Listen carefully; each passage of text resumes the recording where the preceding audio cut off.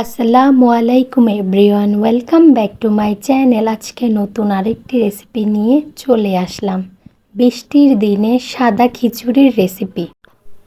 একটি প্যানে পর্যাপ্ত পরিমাণে সরিষার তেল দিয়ে দেব। তাতে কিছু গোটা গরম মশলা যেমন 2টা দারচিনি, 2টা এলাচ ও 2টা তেজপাতা দিয়ে ভালো মতো একটু ভেজে নিব, যাতে এই মশলাগুলোর ঘ্রাণ ছড়িয়ে যায়। তারপর আগে থেকে ধুয়ে রাখা মসুর ডাল, মুগ ডাল ও পোলা চালগুলো দিয়ে দিব।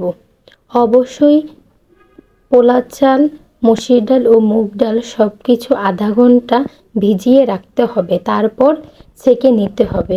একটু সময় নিয়ে সরিষার তেলের মধ্যে ভালো মতো চালগুলো ও ডালগুলো ভেজে নিব।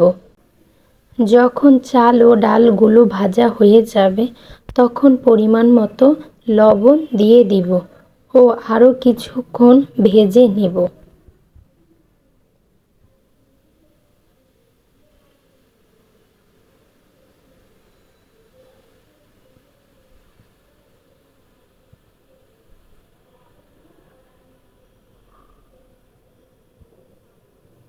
এর মধ্যে গরম পানি করে নেব।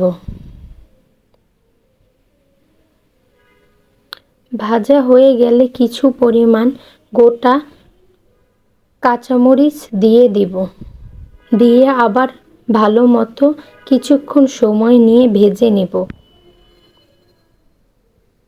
চাল ডাল যখন ঝরঝরা হয়ে যাবে তখন বুঝতে হবে ভাজা হয়ে গেছে। তখন গরম পানি দিয়ে দিব। আমি এখানে চাল ডাল মিলিয়ে 2 কাপ নিয়েছি, তাই আমি এখানে 4 কাপ পানি দিয়েছি এবং ঢাকনা দিয়ে ঢেকে দিব। 5 মিনিট পর এসে ঢাকনা তুলে দেখব আমার ঝরঝরে সাদা খিচুড়ি হয়ে গেছে। অবশ্যই এই রেসিপিটি আপনারা বাসায় ট্রাই করবেন। রেসিপিটি খেতে অসম্ভব মজা। আজকের ভিডিওটি দেখার জন্য সবাইকে ধন্যবাদ। আসসালামু আলাইকুম।